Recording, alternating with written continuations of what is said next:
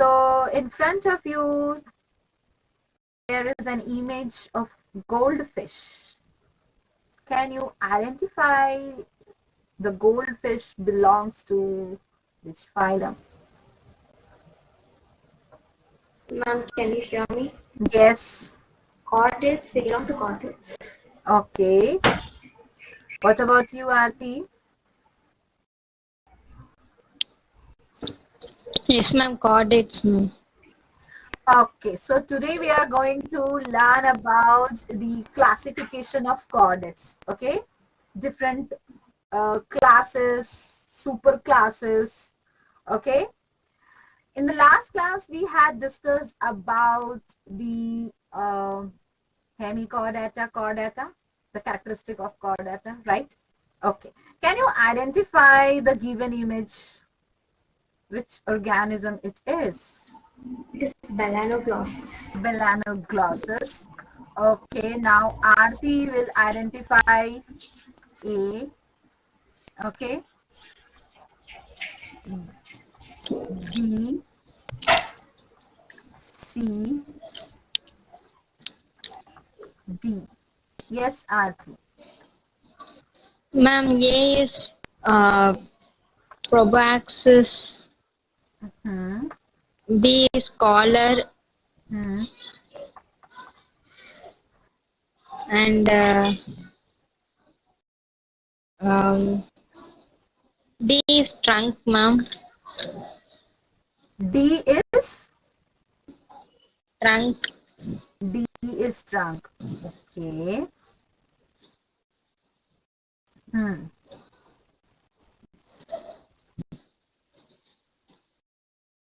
That's it.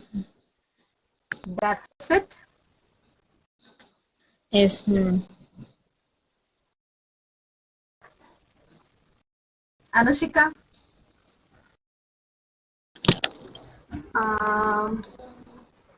Yes. Ma'am, E is collar, E is collar. Okay. and B are the gill slits, Okay. and then D is trunk, D is trunk. Okay. and then um, A is proboscis, Hmm. and then A is proboscis. E is collar. C is gill slits. D is trunk. What about B?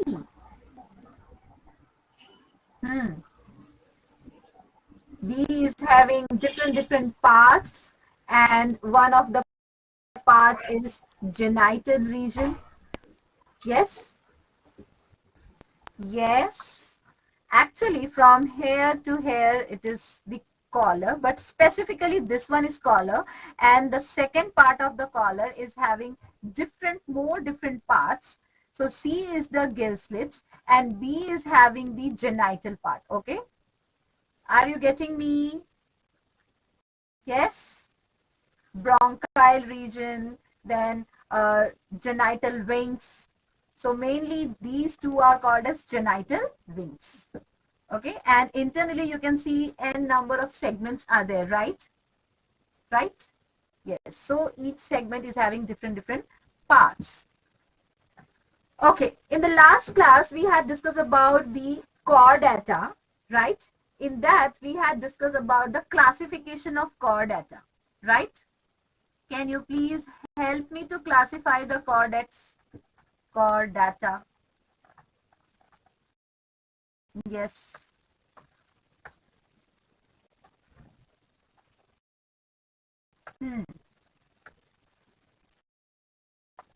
It is mainly divided into two groups, right? Yes or no? Yes, Anushika and Aarti.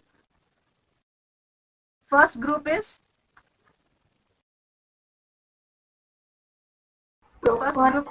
prochordates. prochordate, okay, or acraniata, right? Yes, ma'am. Second one is Aarti.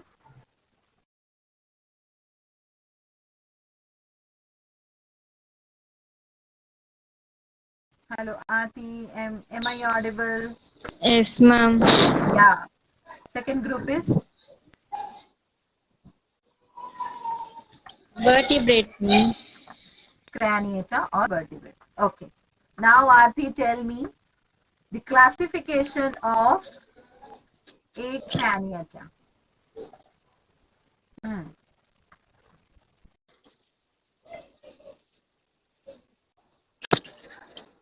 Quickly. Ma'am, I was left on that part, ma'am. That's why I am asking you why you did that. Ma'am, I was attending, ma'am, but my power cut, ma'am, so network is not stable, ma'am. Oh, I again, ma'am, but it's show that your server time is out, so I left out, ma'am. okay. Again, my question is, did you contact the person? No, ma'am, due to network issue, the message was not gone, ma'am. Okay.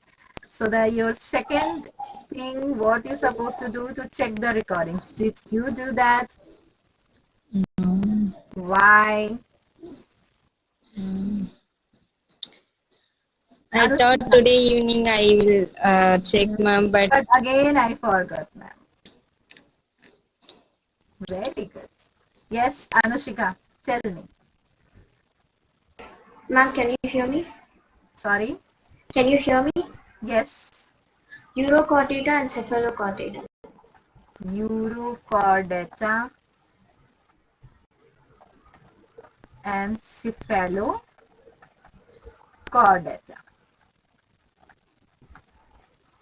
Okay.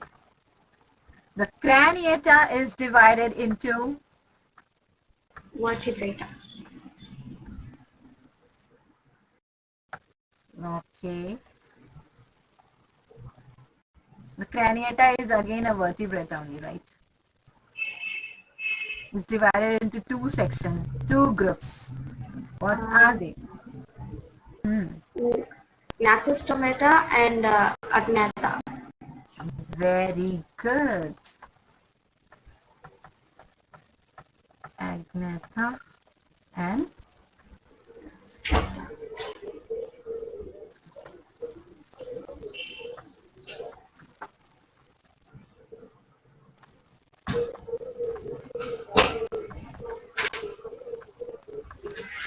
okay. This Agnatha is further divided into two. Uh, Cyclostomata and Orchidamus.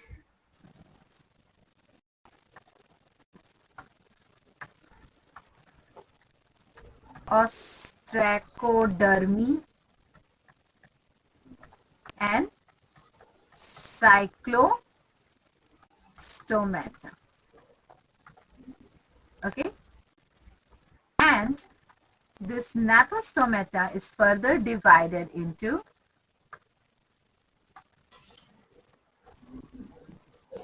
two. Okay, what are they? Pisces and tetrapoda.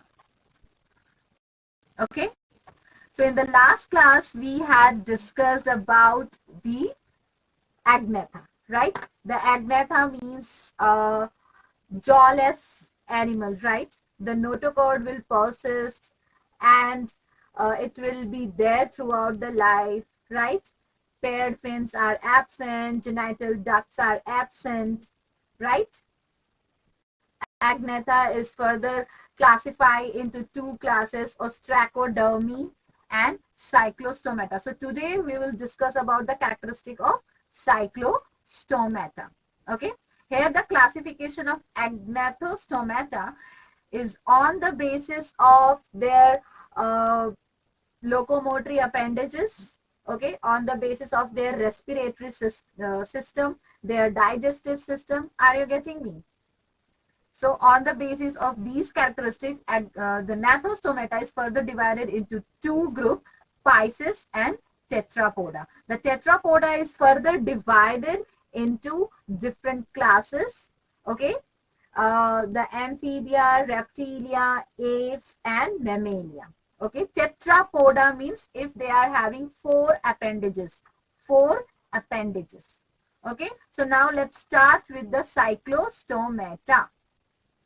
The cyclostomata, they are again like a fish, but they are not true fish. Why they are not true fish? Because the jaws are absent in such fishes. Okay. Yes, Aarti. The fishes or the organisms of cyclostomata, they are mainly parasites or scavenger. Why they are called as scavenger? Yes, what does scavenger do?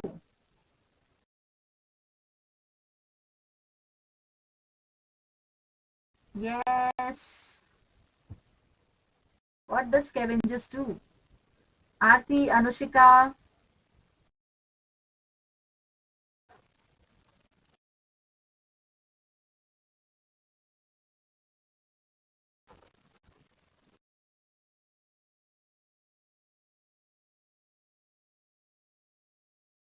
Hello, am I audible?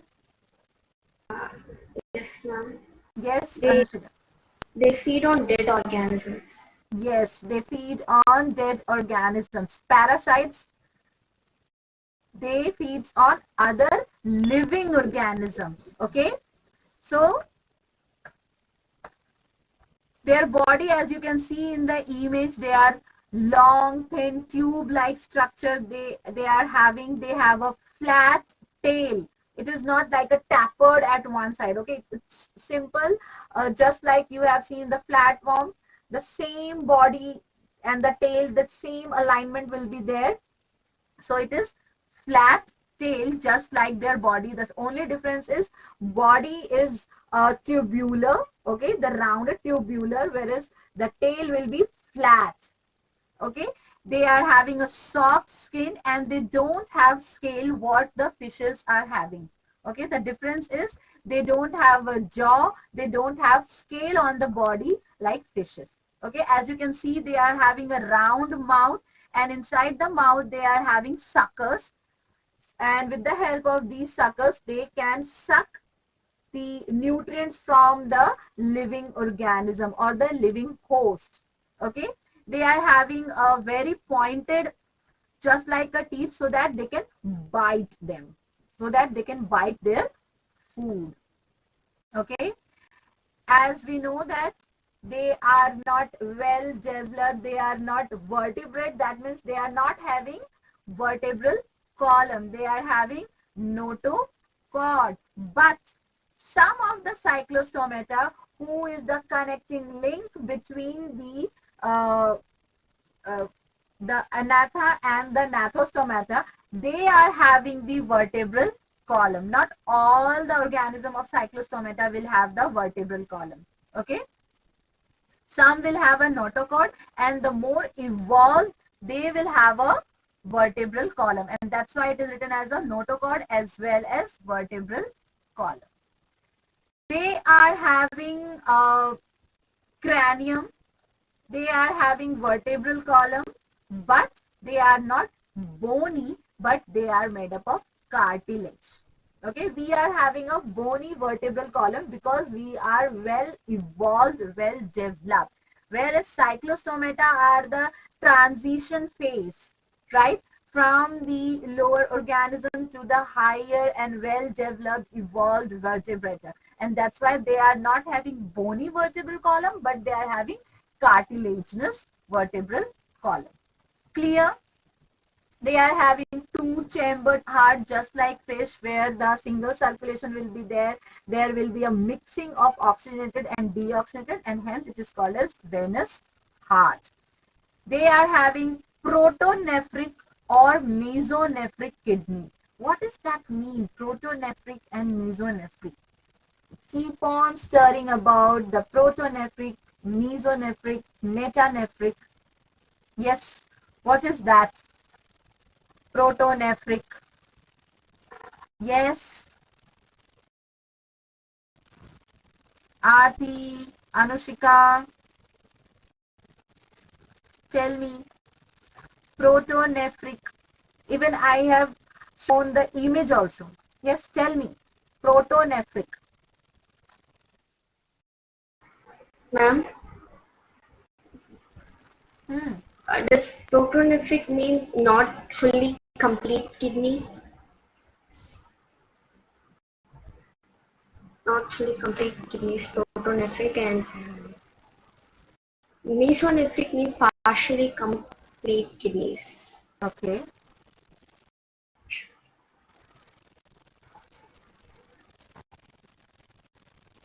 Yes, proto, the name itself suggesting primitive or the initial form, right? So during the embryonic development also, you must have seen the embryo, they are developing week by week and continuously they are developing. There will be organogenesis, means the organs, the formation of organs will start. So initial phase, at the initial phase of organogenesis, they will start to form the organs. So let's take an example of kidney.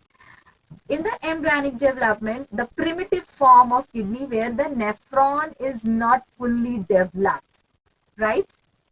With the tube, with the nephric duct, and there will be no connection to the urinary bladder or cloaca.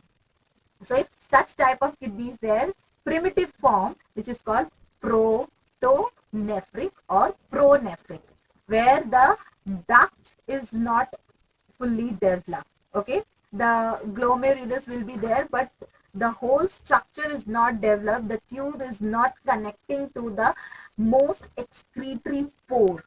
Are you getting me? Whereas in mesonephric, it is little bit developed where the mesonephric duct is there. Are you getting me? Mesonephrons are there. The nephron is not fully developed. It is not connected to the urinary bladder. So, but it is connected to the cloaca in some of the animals who carries the cloaca. Are you getting me? Whereas metanephric, the nephron is fully developed with the uretic duct. Okay, and it will attach to the urinary bladder. That is metanephric. So these cyclostomata, the organisms, they are having either protonephric or mesonephric kidney.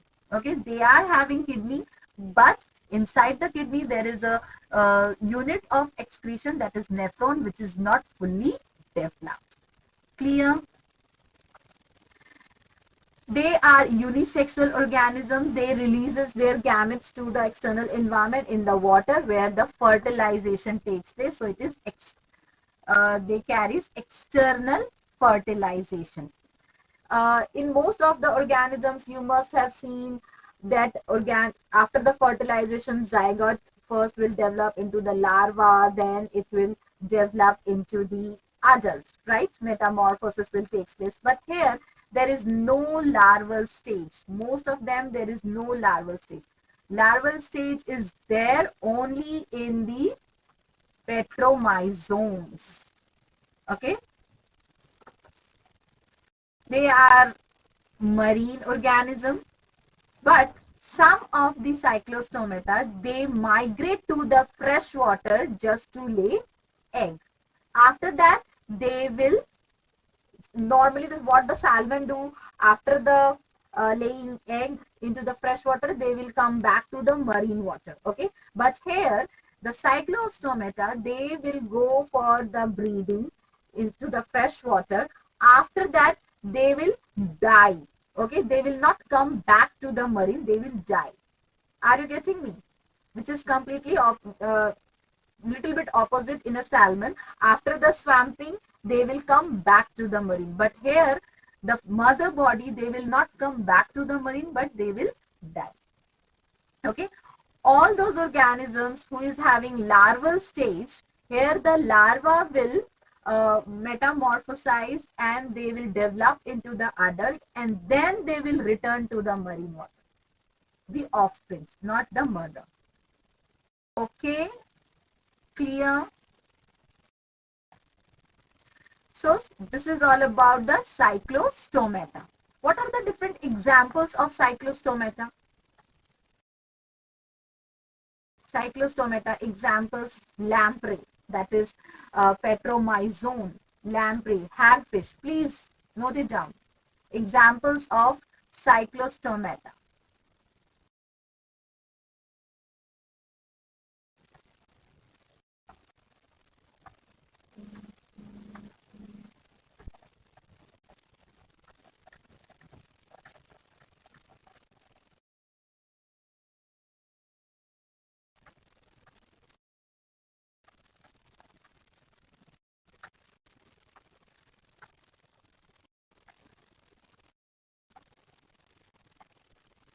This lamprey or petromyzone, they are also considered as a living fossil. Okay, and they are having teeth inside their mouth. They migrate and they never come back. Only the offsprings will come back. Their larva, this one, larva is the amoeboid. They are considered as a connecting link. Okay, they are considered as a connecting link between the cephalochordata and cyclostomata.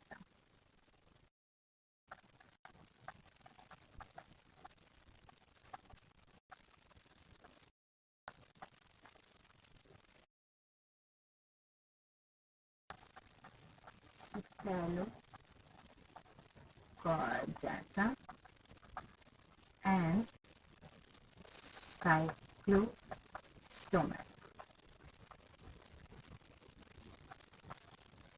Okay. Another example is hagfish.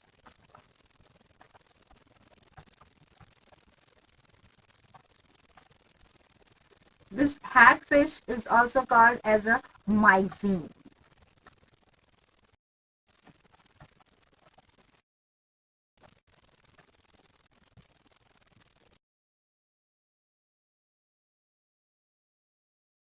Okay, they are having a wrinkled lips just like an old woman.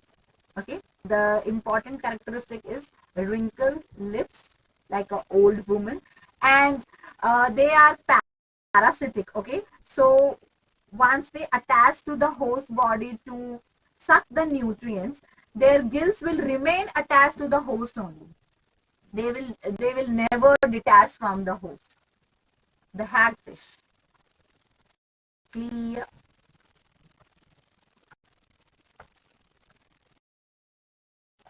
Wrinkled lip, and the another one is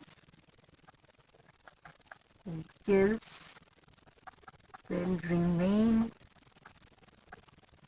attached to the host.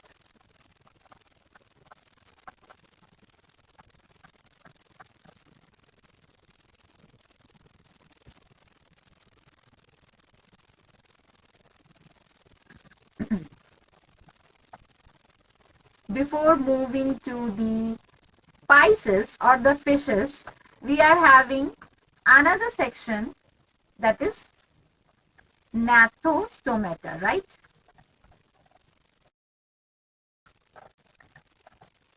So there is a huge difference between the Agnatha and Gnathostomata. As the Agnatha, they won't have a jaw around the mouth, whereas Gnathostomata, they are having jaw around the mouth. Okay, the in Agnatha, notochord is there in some of the organism, whereas in some of the animal, in Cyclostomata, it is replaced by the cartilaginous vertebral column, right? Whereas in Gnathostomata, vertebral column is completely developed and bony. This is the difference. Okay, one more difference: in Agnatha, they are having only one nostril, whereas in Gnathostomata, they are having pair of nostrils. Please write it down, the difference.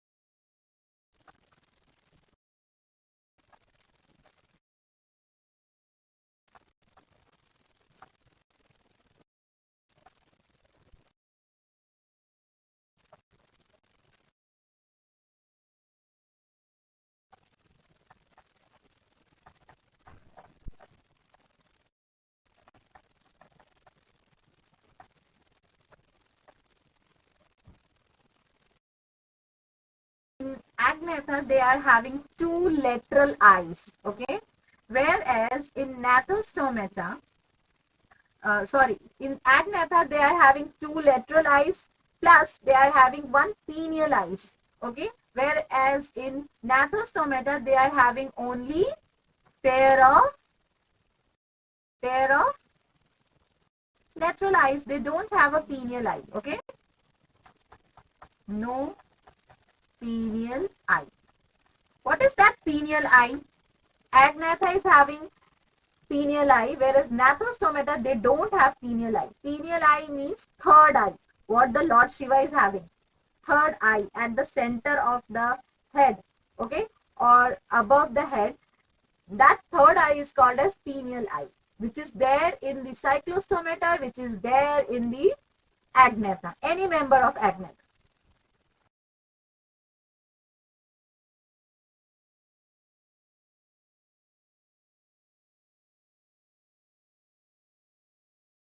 Clear? And this pineal eye is absent in Gnathostomata. As I told you, Gnathostomata is further divided into two groups, Pisces and Tetrus about the Pisces. Okay, as we all know that Pisces means fishes, yes, and they are aquatic. They can be freshwater, they can be seawater fish, right? Or they can be the estuaries also. Estuaries means that particular point where the fresh water and sea water gets mixed. Okay. So fishes, there are two types of fishes. Either the skeleton, endoskeleton is made up of bones, or the endoskeleton is made up of cartilage. Okay. The body of the fish is streamlined, as you can see in the image. The streamlined body shape helps them in a swimming. They helps to swim in a water current against the water flow. Okay. The whole body is well differentiated into the head, into the trunk, and to the tail. So the whole body of the Pisces is divided into three parts: head, trunk, and tail. Clear? They are having a slime gland over in the skin. And why they are having slime glands? They are having slime glands. Why? Hmm. Yes, tell me. Is there any specific reason for this slime gland?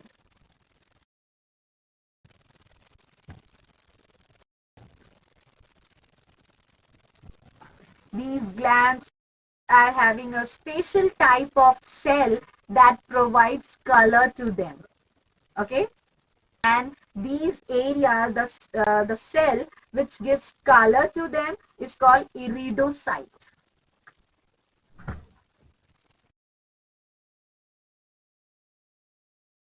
Iridocyte, which gives color.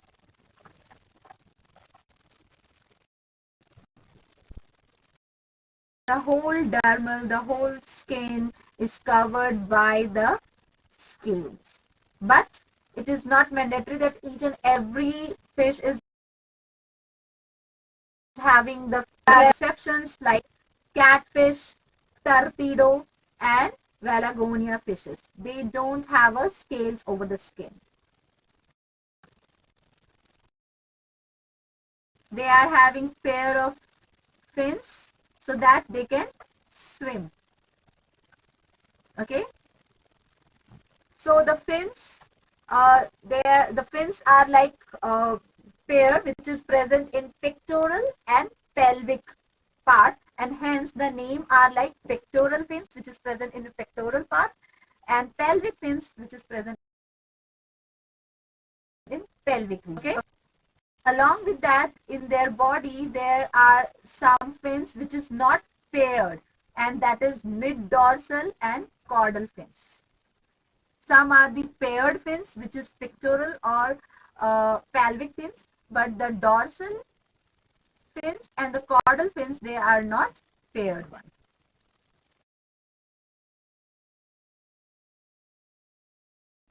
The teeth, they are having teeth which is called acrodont type. What is acrodont type of teeth? Acrodont type of teeth. Acrodont.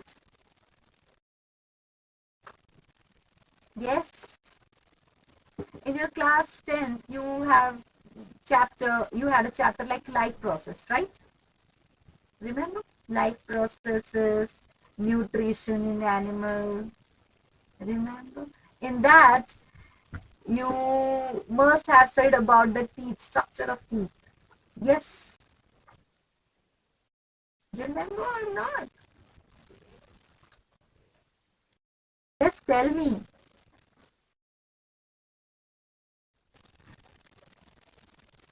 Acrodont. Okay. Do we have a acrodont type teeth?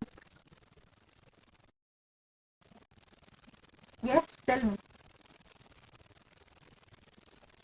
Can you explain me the structure of teeth? Anyone? Aarti, Anushika.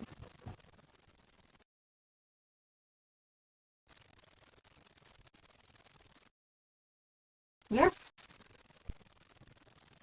Just tell me the structure, the parts.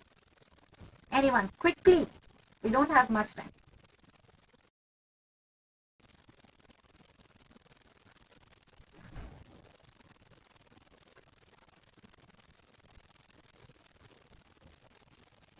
So I'm giving you the hint.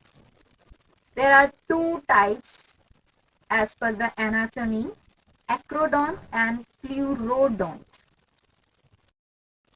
So pleurodont, where the teeth are attached to the periosteum.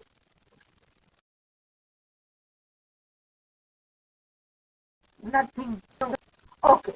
So acrodont type of teeth is the teeth where there is no root.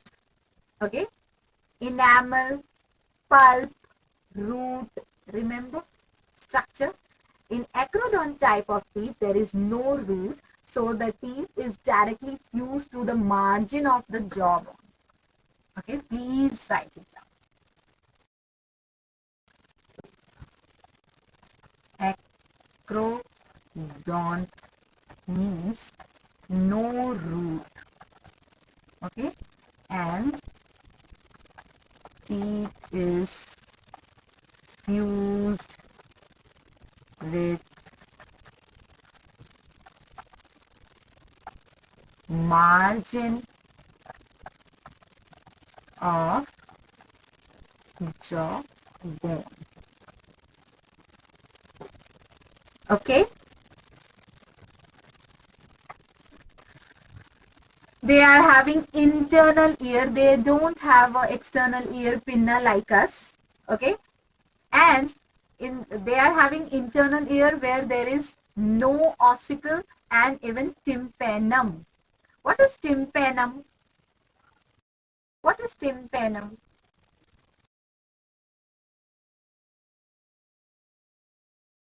There are three parts of ear, right? External ear, middle ear, and then internal ear, right? External ear is the pinna, the muscular structure, cartilaginous structure. Inside that, the middle part is having eardrum, the membrane, right? And that is what? Tympanum, tympanic membrane. Okay, and the internal ear where the cochlea is there, the ear bones are there, right? So the same in Pisces, they are having inner ear or internal ear, whereas external and middle ear is absent. And in internal ear, we are having Eustachian tube, right, for balancing, right? But in Pisces, they are having a special type of structure, and that is statoreceptor.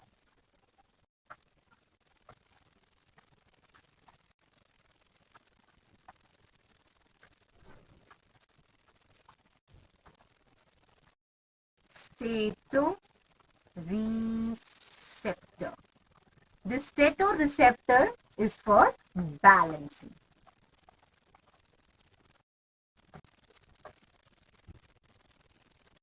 Clear? Clear? Okay. As we know that fishes can respire, can breathe through gills. Okay.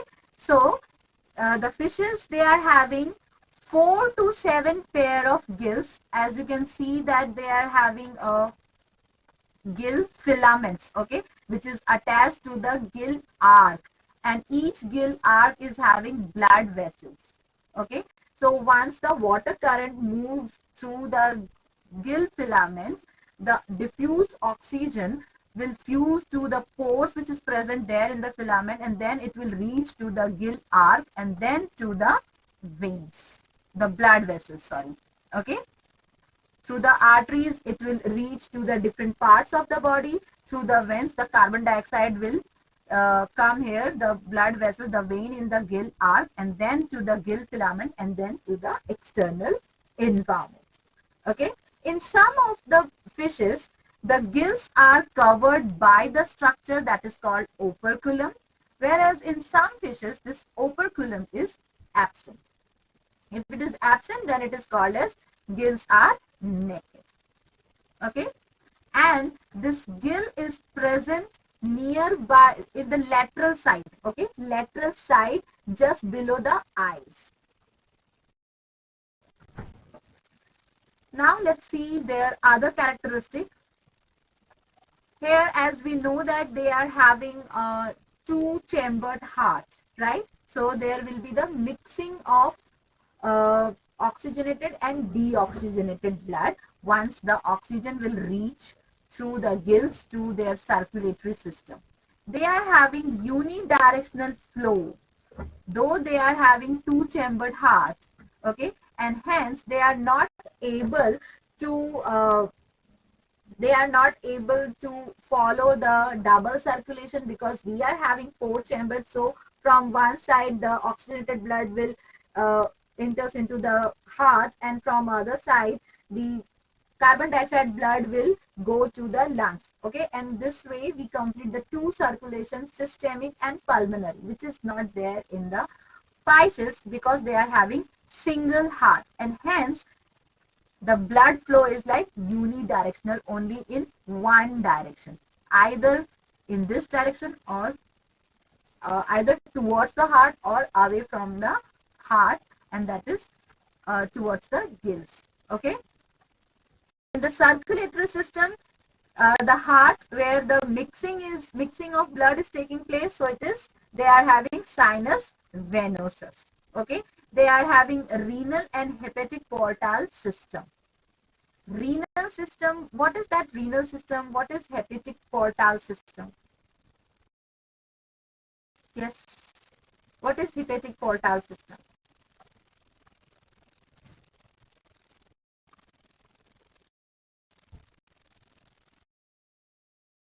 Yes, tell me.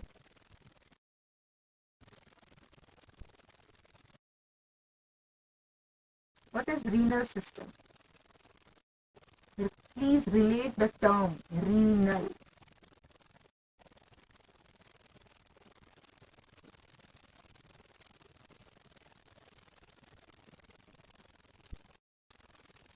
Renal blood vessels.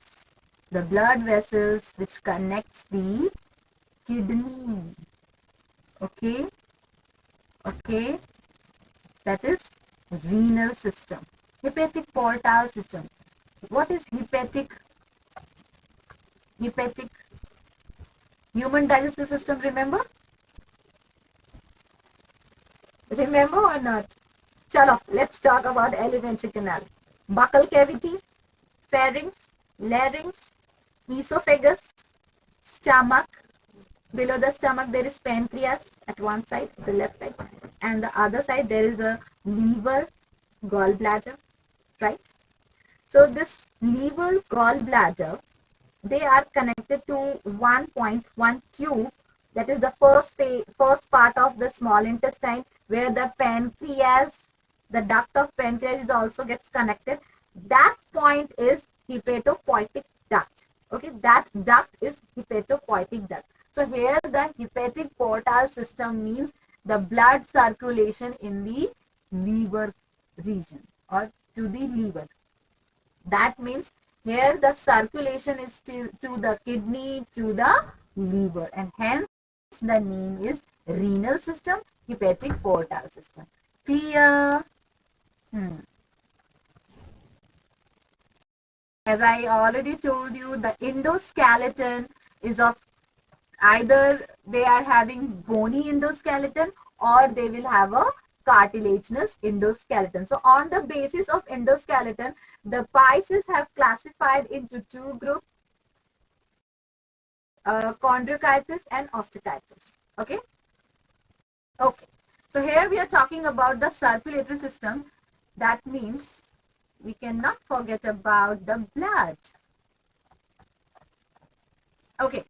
So do they have a hemoglobin pigment? Yes?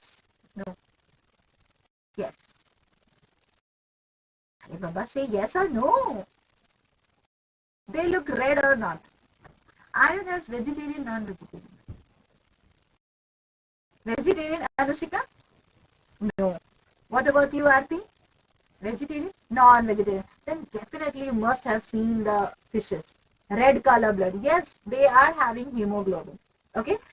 But RBC, red blood cells, we must have studied that in human, RBC, they don't have nucleus. So in Pisces, RBC is having nucleus or not? Tell me. Okay, why we don't have nucleus in RBC? At least tell me that, yeah.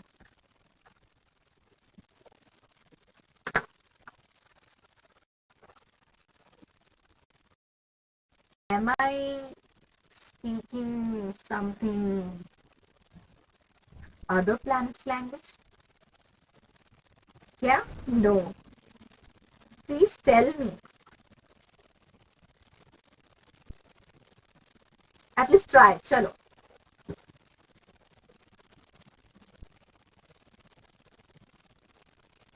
Chalo, let's start with Aarti. Yes, Aarti. Do we have a nucleated RBC or not?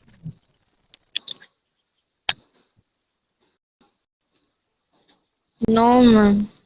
No, we don't have nucleus, right? We don't have We have we have nucleus, ma'am. we have nucleus in RBC? No. No. Yes. All the mammals, all the mammalian RBC, okay, the matured RBC are uh, devoid of nucleus, okay, anucleated, okay. So Pisces, they are not mammals, okay, they are nucleated. Now my question was, why we don't have nucleus in my RBC? Yes, Anushika. Why it is there in Pisces? We have a huge body, okay, our oxygen requirement is huge, okay. So to fulfill, we need n numbers of hemoglobin, because hemoglobin is having iron that will oxidize, and the hemoglobin is the one who will circulate the oxygen, right? So to give enough space to the hemoglobin, in mammals the nucleus gets disappear, so that the uh, hemoglobin will get enough space, okay. Whereas in fishes, the body is quite short, the size is very small, okay, and continuously they are absorbing the oxygen from the water. The availability of oxygen is huge for them. If we compare with the body, if we compare with the structure, if we compare with the life processes or metabolism, okay, the ratio, if we will see, the amount or availability of oxygen is huge to them, okay, and that's why there is no need to replace the nucleus with the huge hemoglobin, because of the less requirement of oxygen. Clear? Oh. So RBC is nucleated.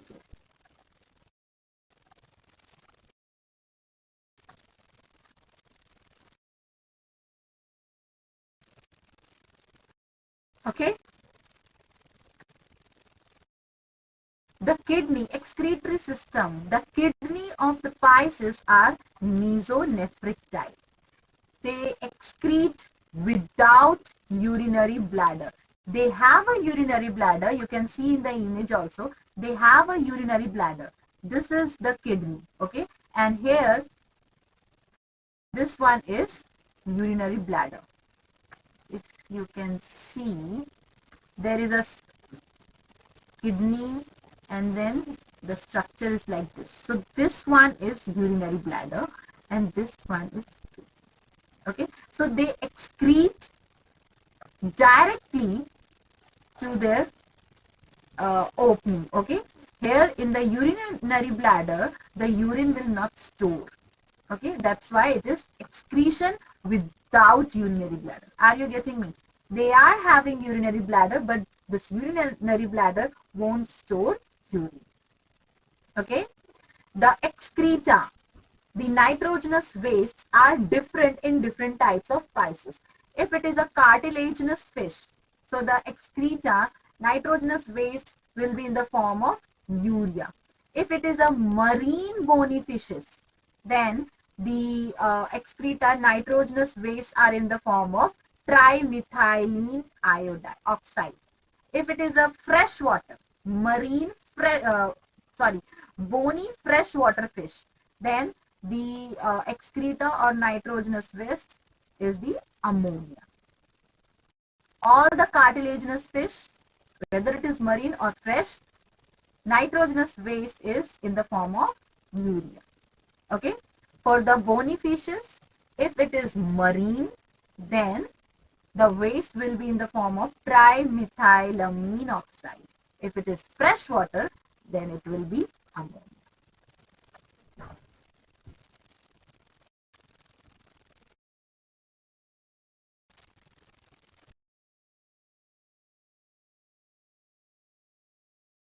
Right?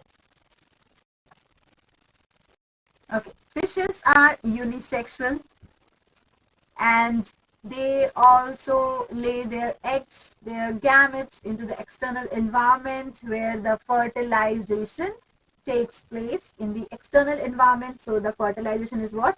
External. Okay. This is very common. External fertilization is very common. But some of the fishes, they go for the internal fertilization only. What happens? Once the female body lay the egg, okay, then the male fishes try to chase that female body or they will move towards the female body, and while moving they start releasing the sperm over the egg, and hence there will be a external fertilization. Okay, some of the fishes shows direct development, okay, that is either without the fertilization, either without the larval stage, okay.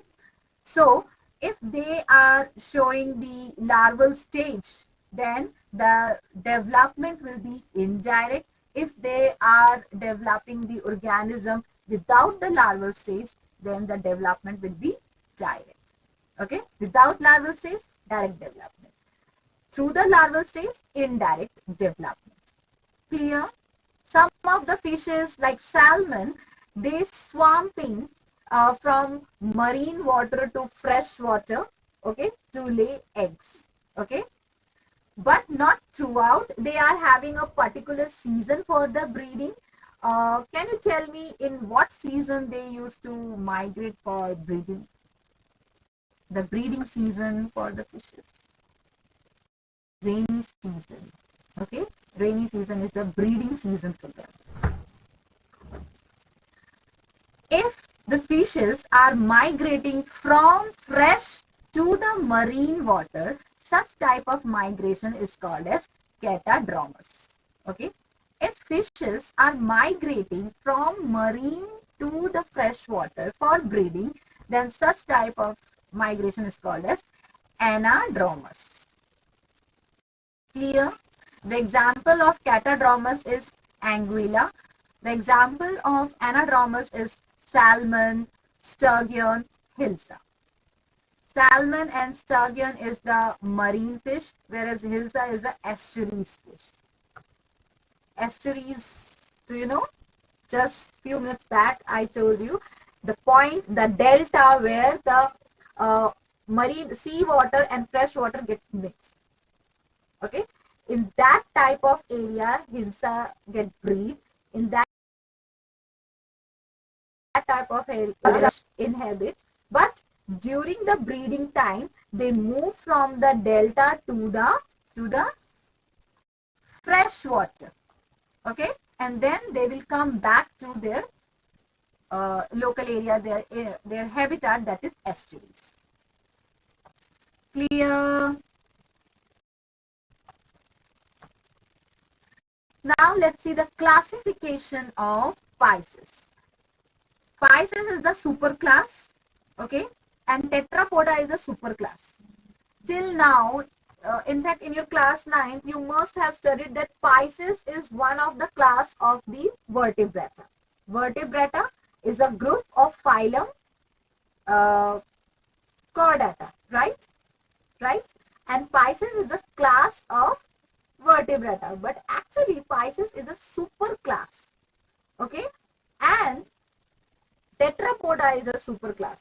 Now the amphibia, reptilia, apes, and mammalia is a class. Okay, so now let's see the classification of Pisces. The first class is placodermy, chondrochytis, and osteochitis.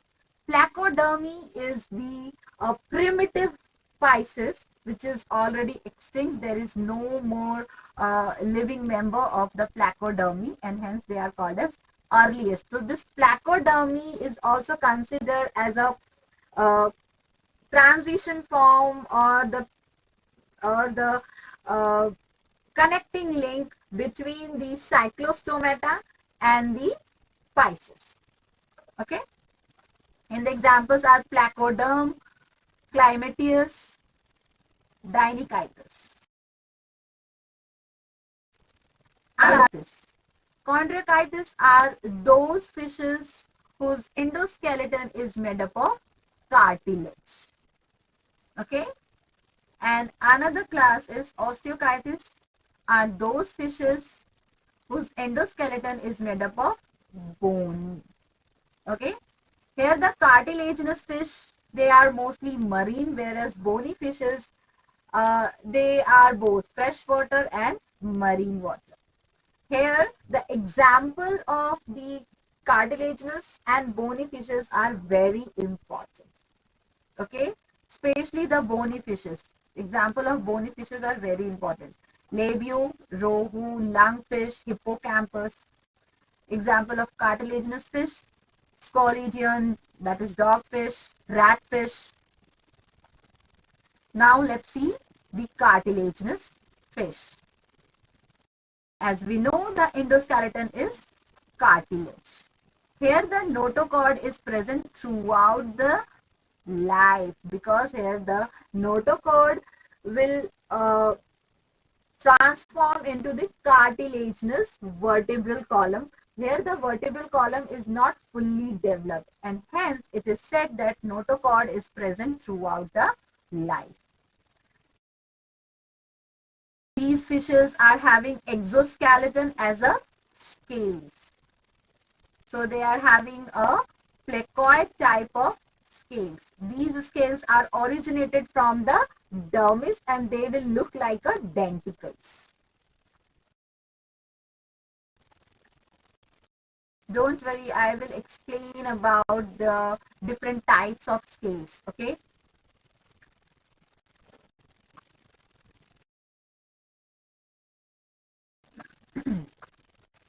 So in the cartilaginous fish, they are having 5 to 7 pair of gills, and the gills are naked. They are not covered by the structure operculum. Okay, in cartilaginous fish, operculum is absent, whereas in bony fishes, operculum is present. Okay, they are Gnathostomata, so definitely they will have a jaw. Okay, they will have a teeth.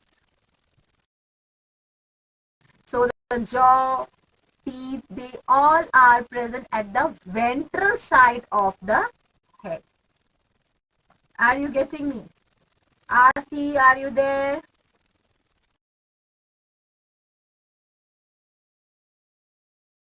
Can you hear me, ma'am? Hello. Yes, ma'am. Yeah, I thought you left. No, ma'am. Okay.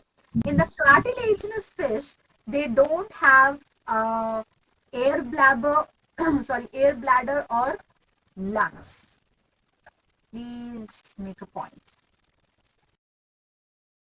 Lungs or air bladder is absent.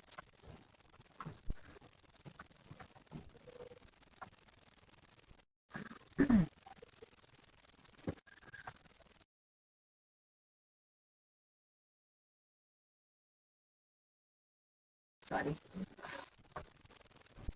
So in the cartilaginous fish, air bladder is absent. Okay. They are having a point cloacal that is found in the intestine from where they excrete out. They are having a genital duct which opens into the cloacal aperture.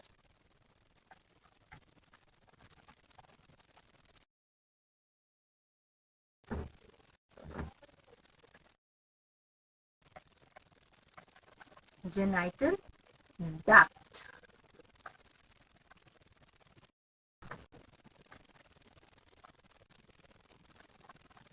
Genital duct that opens into the cloacal aperture.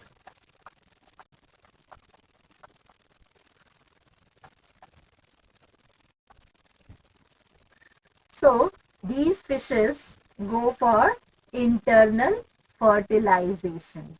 Okay, they directly release the gamete. The male will directly release the gamete to the cloacal aperture, and from the cloacal aperture it will reach to the genital duct of the female. Internal fertilization takes place. Okay. So in the cartilaginous fishes, the pelvic fin, this pelvic fin develops the copulatory organ, and this copulatory organ is called as clasper. Okay. Through the clasper, male will release the gamete to the cloacal aperture of the female body. Clear? Yes, Aarti, Anushika. Okay, so fishes, uh, they are maybe oviparous or viviparous. Okay, so here the cartilaginous fish, they are mostly viviparous. Few are oviparous. What is the meaning of oviparous and viviparous? Yes, what is oviparous?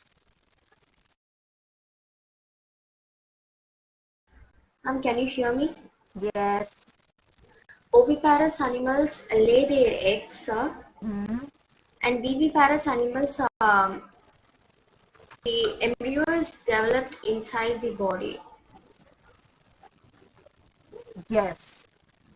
So, in cartilaginous fish, there are both the type of fishes, but most of them are viviparous. Now, the next class of Pisces is osteocheites, means bony fishes. As you can see in the image also, the endoskeleton is made up of bones. Okay, these bony fishes, they can survive in fresh water, they can live in fresh water, as well as some are inhabit in marine water also.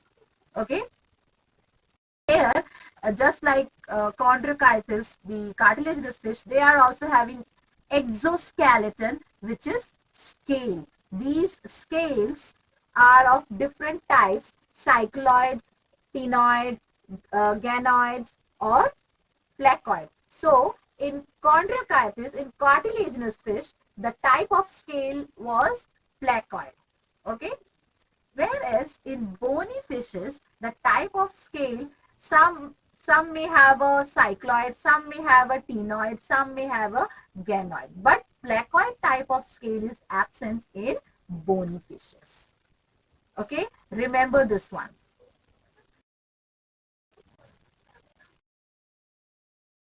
Respiration.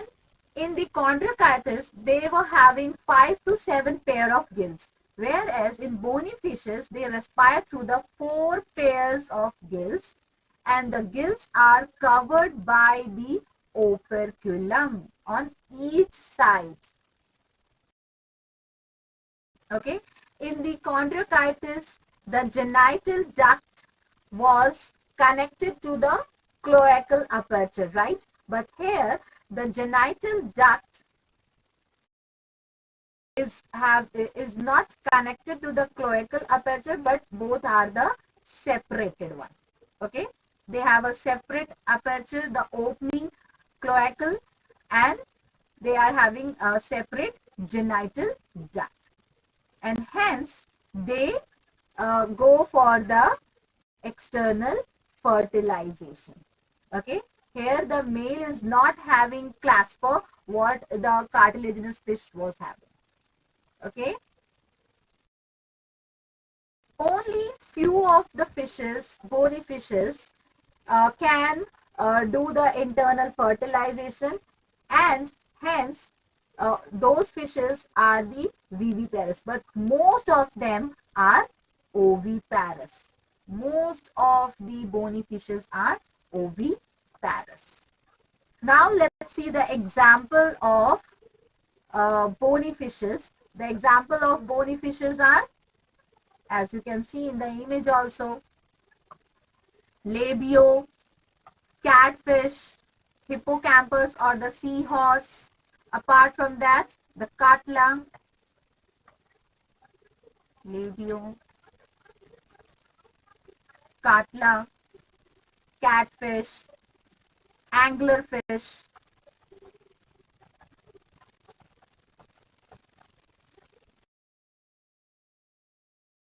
then Valagonia,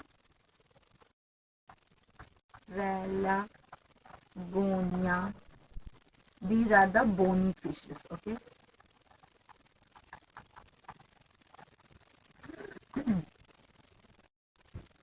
Then salmon,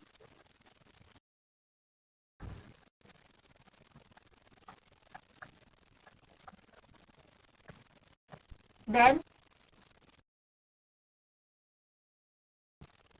snake-like fish, that is called eel. These are the example of bony fishes. Now let's see the example of cartilaginous fishes. Can you give me the example of cartilaginous fish?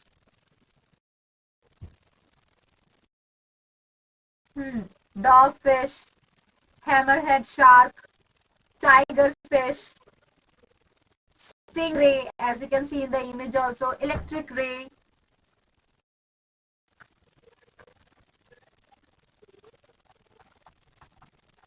stingray, electric fish,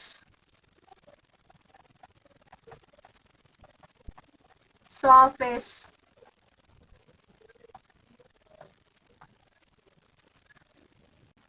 then shark,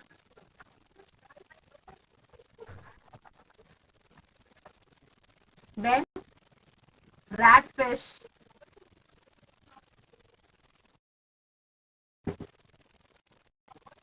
okay. These are the examples of dogfish, cartilaginous fish. Now let's see the types of scale on fishes. As I told you, there are various types: ctenoid, ganoid, placoid, and cycloid.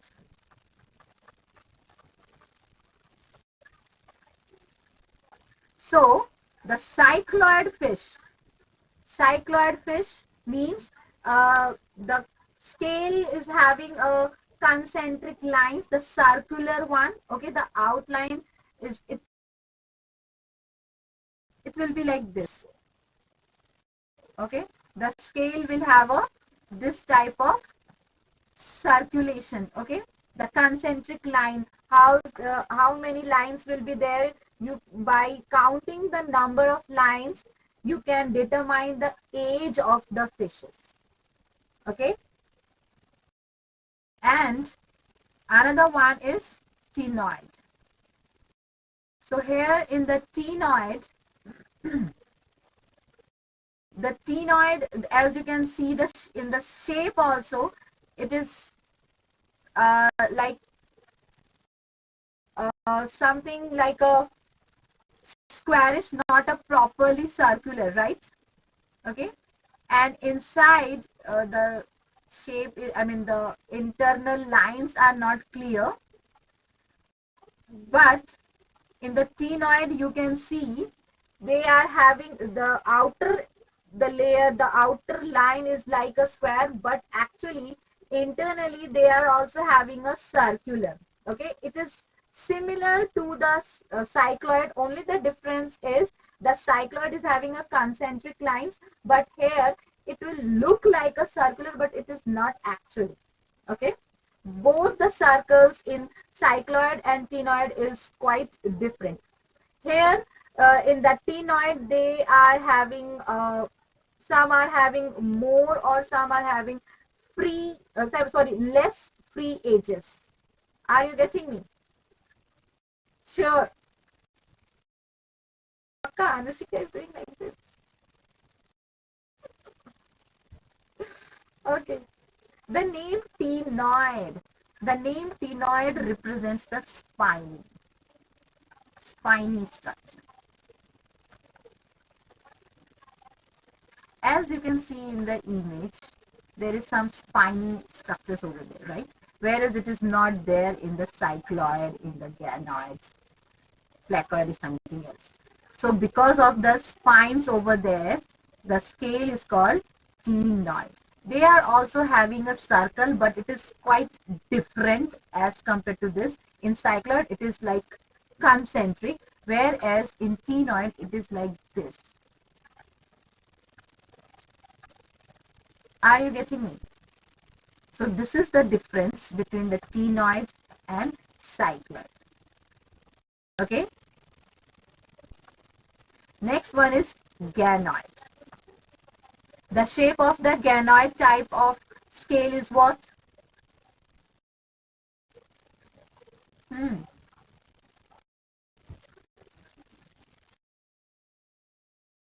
Yes, Anushika, do you want to say something? Diagonal. It's diagonal in shape. Diagonal. Diamond shape. Okay. Actually, they are not having a fixed shape. Okay. Different fishes, they are having a ganoid, but the shape varies. Okay. And the most important one, the cycloid, is having a very thin and transparent scale. Ctenoid, they are having the ctenoid is the thin scale, whereas ganoid is hard. Okay, is very hard. The outer layer of the scale is very hard, just like a enamel of your teeth. Are you getting me? And it is made up of genuine, and hence the name is ganoid. The scale, the outer layer is made up of genuine, and hence the name is ganoid.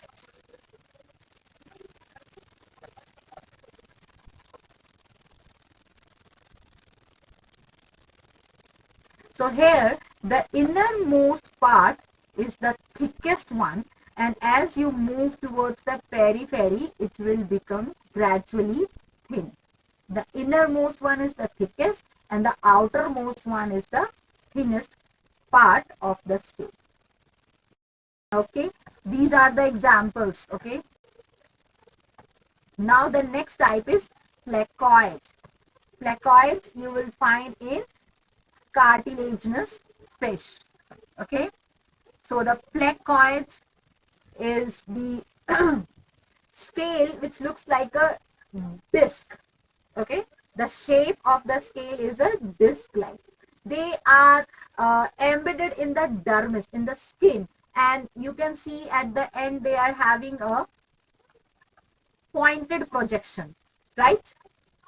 They are having a spines over the enamel. Just the upper part is like an enamel. Here it is also a very hard, just like an enamel, and they are having a spines over the enamel or over the scale.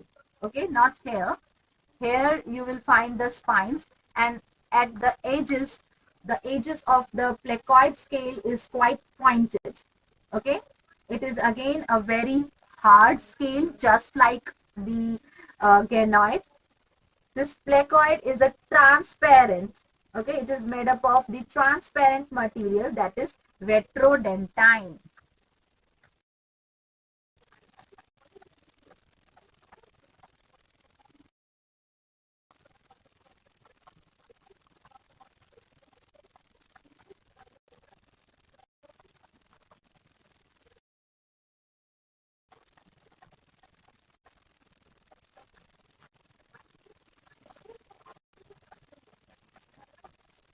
And these three in the bony fishes. Okay, so this is all about the types of scale. Let's take 2 minutes ka break, and then we will start with the another class, not super class. What happened, Anushika? It seems like you are feeling very relaxed now. Chalo, let's take a break.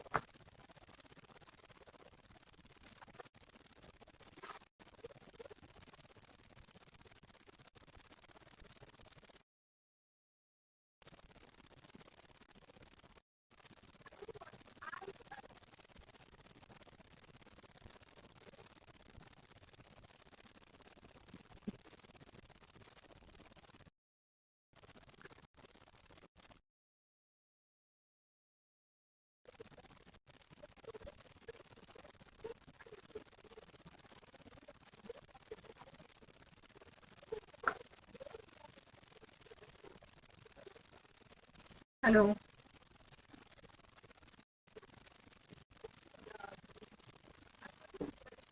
Yes, ma'am. Yes.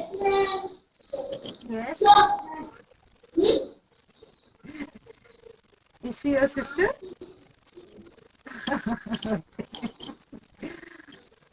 Hmm. Okay. So,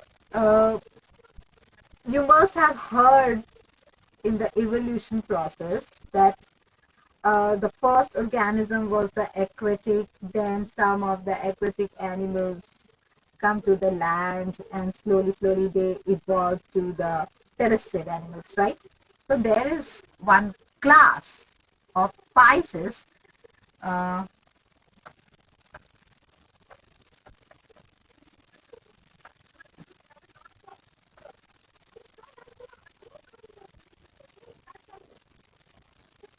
okay, one of the class of the Pisces is dipnoi. Okay, this dipnoi, the common name is lungfish. Normally we have seen the fishes are having two-chambered heart, right? But this lungfish is having three-chambered heart.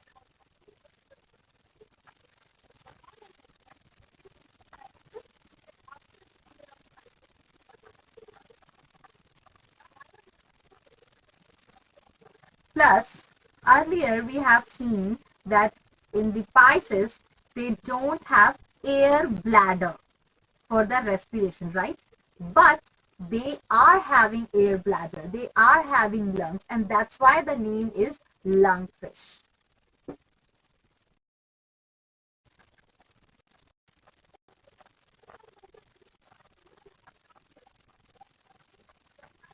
The lung is not like us, okay? It is a very reduced form of lung, and that's why the lung of the fishes, they are called as air bladder and not the lung. Yes, it is, the function is like a lung what we have, and that's why the air bladder is considered as a lung, and that's why the fish who is having lung, they are called as lung fishes, and the name of the group, the class is dipnoi. Okay, so dipnoi is considered that it is the transition phase where the organism is trying to transform to the land form. Okay, land animals, terrestrial animals. So this is the evolutionary point of view. Now, the next superclass of Gnathostomata is tetrapoda. As we have seen that tetrapoda means the organism with 4 appendages, right? Here the tetrapoda is the superclass where both the type of animals you will find aquatic as well as terrestrial. Okay, in tetrapoda you will find some of the organism is having gills in their embryonic stage. For example, in amphibians, the frog, in the frog you must have seen in your previous academic year the metamorphosis, right? The embryo, the larva is like a fish tadpole, right? And the tadpole is having gills, so that's why they are saying that in tetrapoda gills are there in embryonic stage, but in adult either all the organism will have a lungs throughout the life, or if they are having gills in their embryonic stage, it will transform to the lungs in adult stage. Okay. Here in the tetrapoda, exoskeleton is there, which is made up of scale, which is made up of feather, which is made up of hairs. Are you getting me? And they are having endoskeleton, which is made up of mainly bones. Clear? The tetrapoda is further divided into amphibia, reptile or reptilia, aves, mammalia or mammal. So let's start with the amphibia or amphibian. So amphibia is one of the class of the tetrapoda. Uh, have you heard about the Devonian period, Jurassic period? Have you heard? No? Okay. Jurassic period is the period of dinosaur. Okay. Devonian period. When you will come to the class 12, here you are having one of the chapter that is evolution. Okay. Where you have to study all these things. So, Devonian period. This Devonian period is considered as a golden period for the fishes. Okay, here in the Devonian period, fishes are developing into the more developed structure, getting more evolved, and in the Devonian, at the end of the Devonian period only, the amphibians are getting evolved from the fishes. Okay, so it is said that amphibians have originated in the period of Devonian. Clear? Devonian period is the golden for fishes because during that time fishes get flourish. Okay, they become more evolved, become more advanced than the other member of the chordate. And by the end of this period, amphibians are getting to originate from the fishes, okay, or getting evolved from the fishes. So it is considered it as a originating period for amphibians. Clear? Okay. Amphibians can live on both in water as well as on land, and that's why it is called amphibian. In the plant kingdom, we have seen the botanical amphibian. Which one is botanical amphibian? Aarti? Sorry?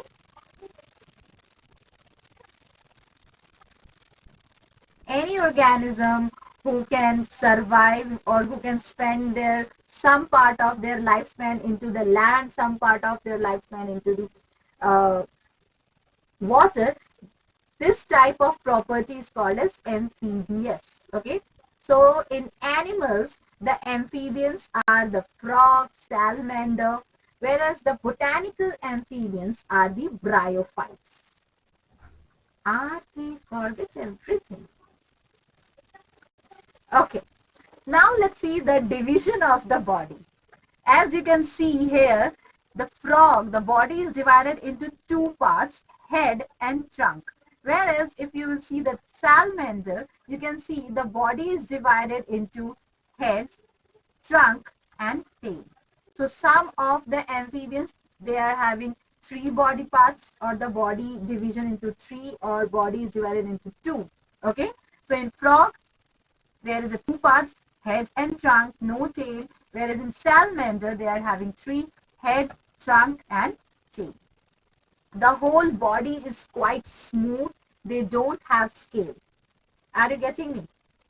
If the scales are there in some of the amphibians, it is embedded into the skin, not like fishes. Okay, so who is having scale in amphibia? Ichthyophis. Okay, this is the exception. This is the example who is having scales but embedded in the skin. Okay. So this amphibia is having a dual mode of life, as we know. The body division we know. They are having a smooth skin we know. Now let's see their locomotion. How they locomote. Okay, either they will swim, okay, or some of the organisms, some of the member of the amphibia can use their limbs. They can crawl. Okay, so either they will swim for traveling for the movement, or they will use their limbs. So the first one, the front limbs are the forelimbs, and the last one, the behind limbs are the hind limbs. As you can see in the frog, in the limbs, they are having digits, right? Digits, fingers.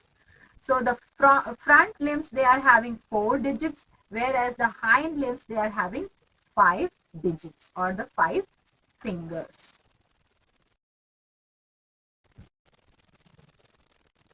Okay. Some of the, not some, almost each and every member of the amphibia, they are having different types of color, right? Right? Why they are having color? They are having a special type of pigmented cell, okay, which causes the coloration in the amphibians, and it is called as chromatophore. Pigmented cells are the chromatophore.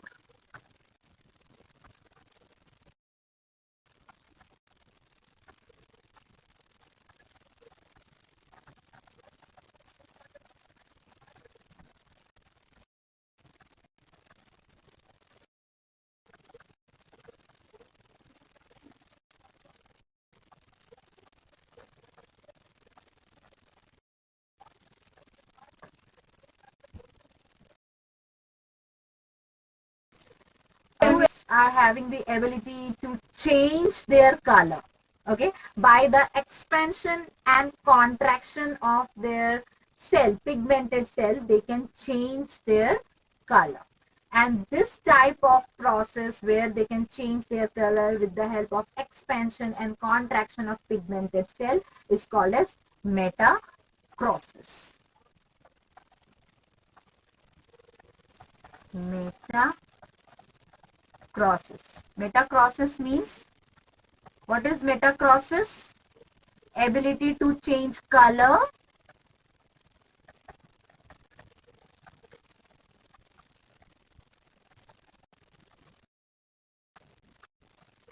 by expansion and contraction of pigmented cell.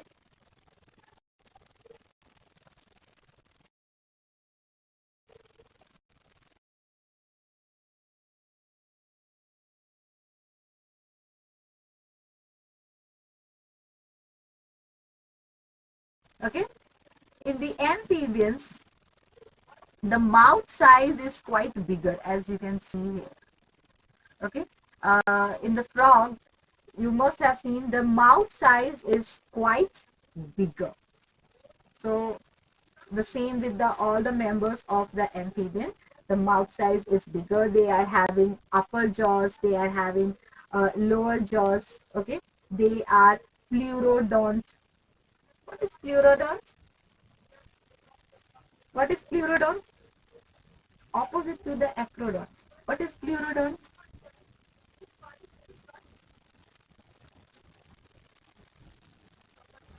Pleurodont.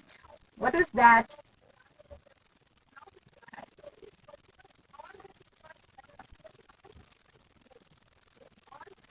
Yes, what is pleurodont?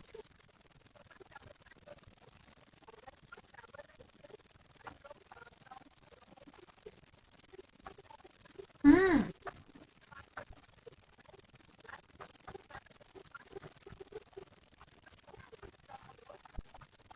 Okay, tell me what is acrodont. Please don't waste time.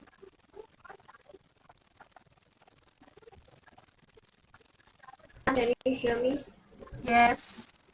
Neurodont, the teeth have roots. The teeth have Yes, pleurodont. Acrodont means they don't have roots. roots. Whereas pleurodont means they are having roots, and with the help of roots, they are attached to the jawbone, right? They are not directly fused to the jawbone. Yes. So they are pleurodont, homodont, polyphyodont. Polyphyodont. Yes. What is homodont? Homodont. What is the meaning of homodont? Don't. Sorry. Yes. Homodont. Tell me.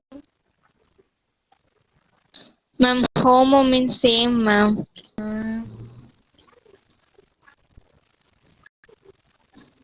Hmm.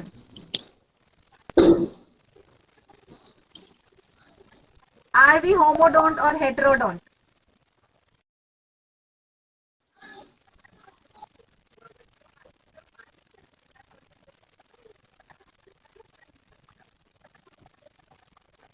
Hmm. Homo means same. Same type of thing. So are we homodont? No, we are heterodont.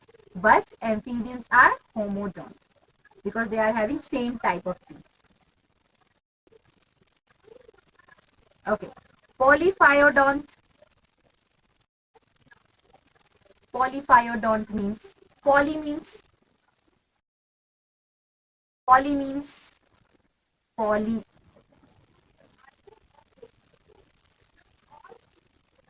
poly means many, right?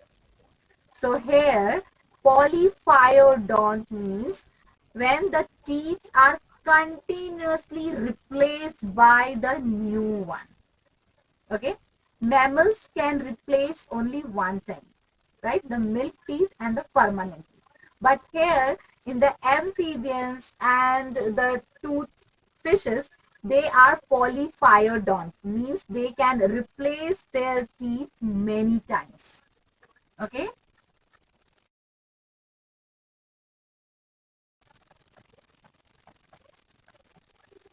Teeth can replace many times.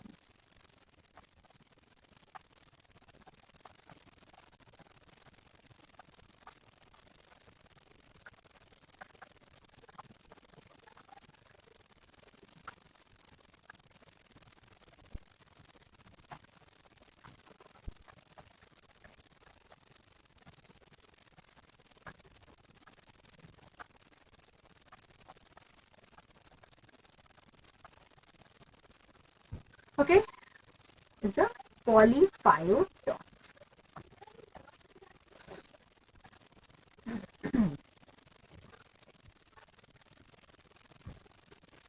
Done? Okay. Now let's see their other characteristic, that is digestive system. They have well developed and complete digestive system, and that is alimentary canal. They are having a digestive glands, and these glands can secrete juices and enzyme for the digestion just like us. So earlier means when I was in college, in school, uh, if we want to understand the anatomy, we can use the, at that time we used to use the sample of frog for the dissection. Okay, which is now, it is which is banned now in each and every college, even in the school, everywhere it is banned. But earlier, in the college, mostly not in the school, in the college, the teacher used to provide us this sample of the frog, because what the anatomy we can study in the frog, the same, we are also having the same anatomy, the same organization of the organs. So if you want to study, we can use the frog as a sample. Okay, now let's see the respiration. As they are amphibians, then definitely they can survive in land and water, which means they should have a respiratory system in such a way who can absorb the oxygen from in, whether it is in a land or whether it is in a water body. That means they should have a different types of respiratory system, that is gills. If they are in a aquatic or water body, they will use the gills for the respiration. If they are in a land or the terrestrial, they will use lungs. Even they use the buccopharyngeal cavity. They use the skin also for the absorption of or for the diffusion of gases. Okay, so main respiratory organs are the gills, skin, lungs, and buccopharyngeal cavity. Now let's see the heart, circulatory system. In the amphibians, the heart is a little bit evolved than the fishes. They are having three-chambered heart, two auricle and one ventricle.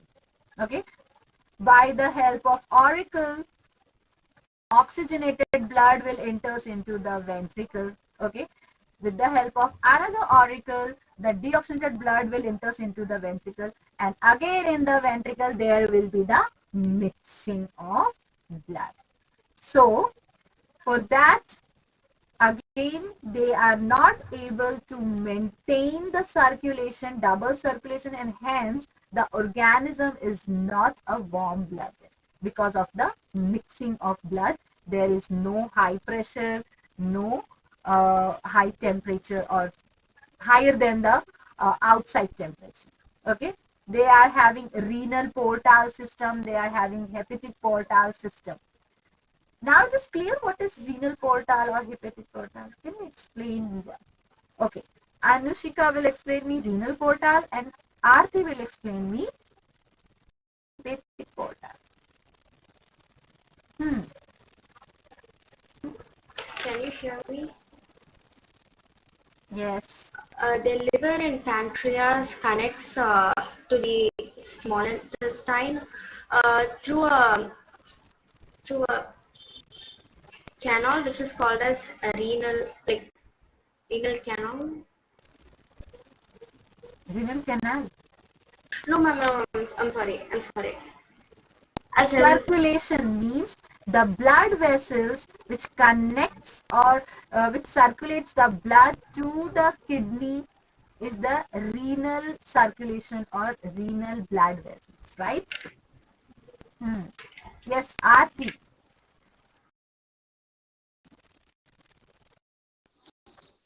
Ma'am, it is connected gallbladder and kidney, Liver, sorry, liver, liver, pancreas. Yes, in the duodenum, right?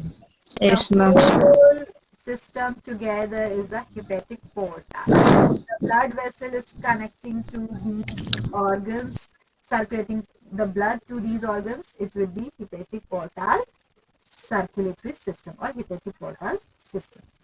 Okay, now let's see the blood. RBC. Now my question is whether it is a nucleated or anucleated. Nucleated. Very good. Yes, nucleated. Okay, can you tell me the shape of RBC of the humans? Disc shape, right? Yes, we are having a disc shape. Okay, in the amphibians, RBC are like a convex oval shape. Oval shape.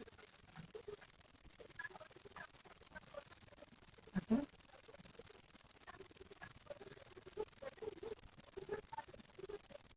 We can write it as a biconvex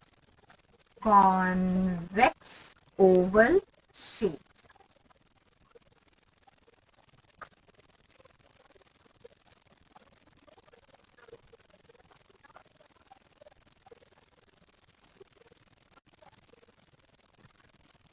Okay. Now the skeleton. So here the endoskeleton is made up of bones, is made up of cartilage. Okay. The skull, most of the important body frame, the skeleton is made up of bone only. The skull is having two occipital condyle. Occipital condyle means occipital, occipital, hmm, occipital. What is occipital? Tell me quickly.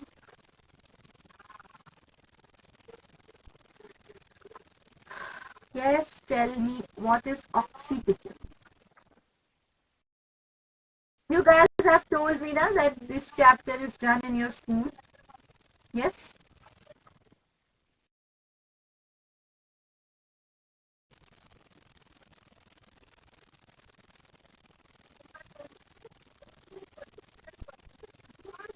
Okay.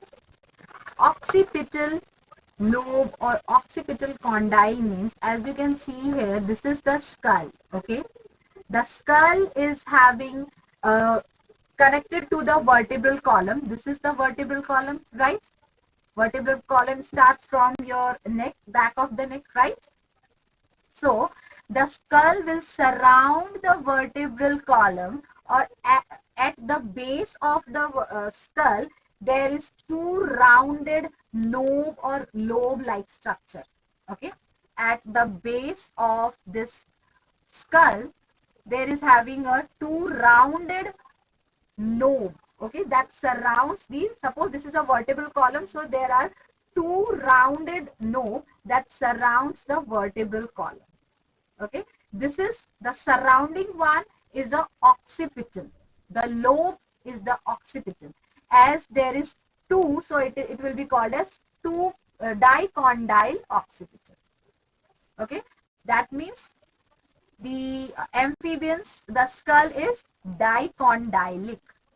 The skull is having two condyles. Okay, two rounded lobe. Okay, that is surrounding single vascular vertebral column. So the skull is dicondyle. Clear? Because of the presence of two occipital condyle. Okay. Are you able to see any rib cage over there? No, they don't have rib cage. Okay, rib cage is absent. Okay, but in some of the amphibians they are having reduced form of rib cage, but still it is not attached to the sternum. The reduced form of ribs are there but not attached to the sternum because they are arising from the vertebral column, and sternum is in front of the chest, right? The middle bone.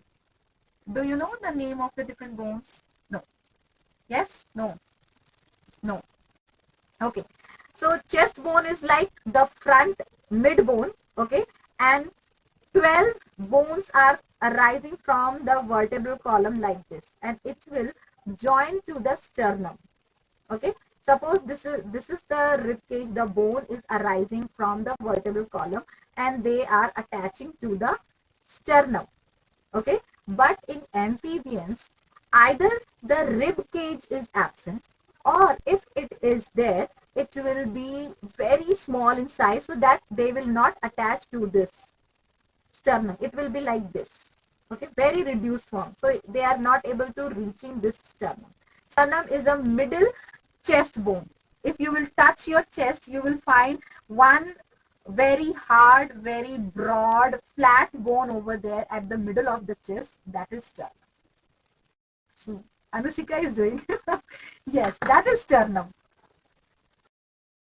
Okay. So heart is just behind the sternum, and this cage, the whole cage is actually protecting our lungs and heart. Okay, which is absent in the frog, which is absent in the amphibians. Clear? Now the excretory organs. So in amphibians, the kidney are mesonephric. Okay, here it is written as a opisthonephric type. Opisthonephric type is nothing but the mesonephric only. Okay.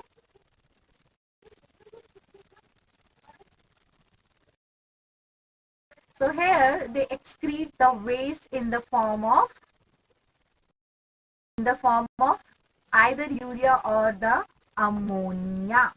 Okay, so the adults are the ureotelic because the adults excrete waste in the form of urea, whereas the larva, they excrete in the form of ammonia, nitrogenous waste in the form of ammonia, so they are amnotelic.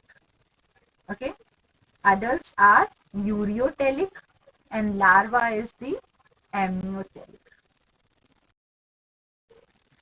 In some book you will find it is N-O-telic. In some book you will find N-I-O. So both are the same one, don't worry. You can write it as M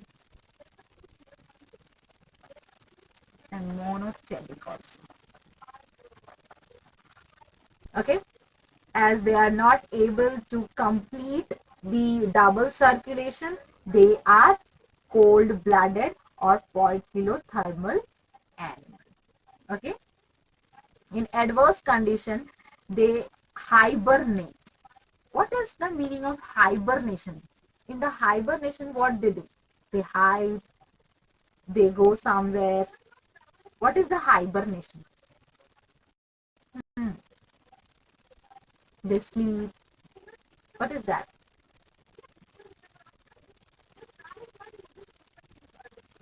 Yes? This hibernation, estivation, all these things are the 7th class syllabus. Adaptation. Yes. During the extreme cold, they hide somewhere and they go for the sleep. So basically, hiding is the hibernation. Okay? Just to prevent themselves from the extreme cold, extreme heat, which is not good for them. So basically, in adverse condition or in unfavorable condition, they hide. Okay? They underground themselves. That is hibernation.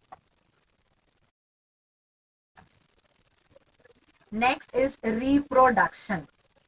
So amphibians, they they develop the embryo through larval stages, and they follow the external fertilization. Only some of the amphibians are there who can fertilize internally, but most of them are the external fertilization.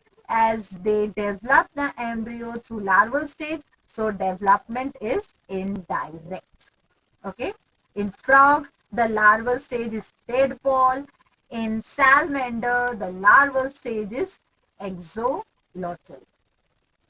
Okay, clear? Now let's see the classification of amphibians. The amphibia are classified into three order, that is Anura, Urodela and Apoda. So in your syllabus is that much only, the name of the order, and hence we are not going too much deeper into the order Anura, Urodela and Apoda. Only one thing that you need to know is the example. So the example of Anura is frog, toads, Urodela. Example of Urodela.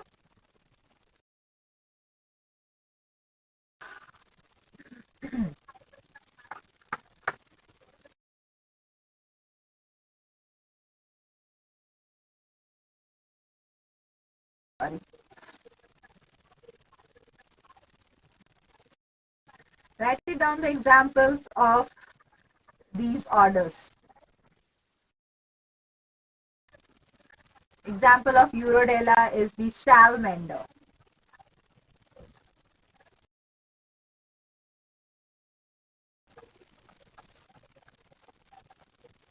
Example of Apoda, Sicilians.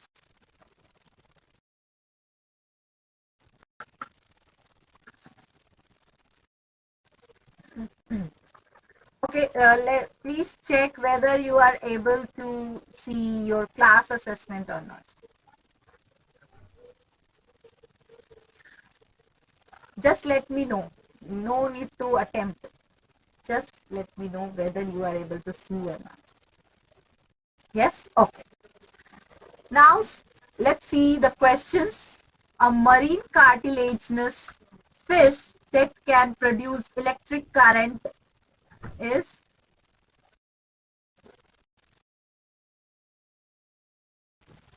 electric current. Torpedo. Yes, absolutely. Okay, which of the following is the difference between mammalian and amphibian blood? Unlike amphibian blood, mammalian blood has coagulating ability. Amphibian blood does not have hemoglobin like mammalian have. Amphibian blood has nucleated RBC, but mammalian blood has enucleated. C option. Okay? Yes, ma'am. Yes, ma'am. C. Okay, now consider the following four statements related to the common frog Rana tigrina and select the correct option. On dry land, it would die due to lack of oxygen if its mouth is forcibly kept closed for a few days. It has a four-chambered heart. On dry land, it turns uricotelic from ureotelic. Its life history is carried out in pond water. Hmm.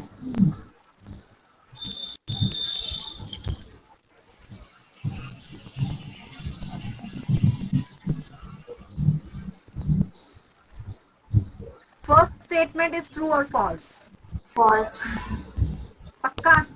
Yes, ma'am. Pakka? Read it once again.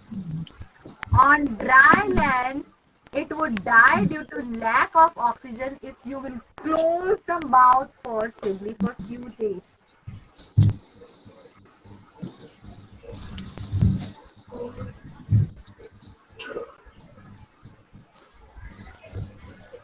In the land, they respire through lungs. So if you will close their mouth is the buccal pharyngeal, okay, and nose. They are not having a prominent. They are few. So if you will close, both will not work, and lungs will not get enriched with the oxygen. So yes, they will die. So this is the true. It has a four-chambered heart. False. No, ma'am. False. It has three chamber heart. Okay, on dry land it turns uricotelic from ureotelic. True or false? False. False. Yes. Its life history is carried out in pond water. Dog. Yes, true. So what is the correct option? A. Very good. Which among the following is not a correct about cartilaginous fish? Chondrocytes are the jawless fish. They have a streamlined body. Notochord is present throughout their life. Their skin is covered with a pointed denticle. A option. Pakka? Yes, Aarti. What is it? Ma'am, Hmm. I think B. ma'am. Sure. You have to select incorrect one. C, ma'am. No. A. They are not jawless fish. Cyclostomata is the jawless fish. Right? Uh, yes, Okay, ma'am. okay, okay. Got it, got it. So, in today's class, we have learned about the characteristic of cyclostomata, jawless fish and jawed fish. Yeah, Yes, ma'am. Pisces. Okay. Gnathostomata, which are having jaw. Agnatha, which are not having jaw. Okay. Then, Gnathostomata is classified into two superclass Pisces and Tetrapoda. So, we have learned about the characteristic and classification of Pisces, okay, placodermy, chondrocytes, osteocytes. Placodermy is what? Extinct one, right? Then we have learnt about the tetrapoda, where we have learnt about the amphibians, right? Yes, ma'am. So here the examples are very important. Please go through the examples, okay? Make a list of examples of each and every category, the class, phylum, order, okay?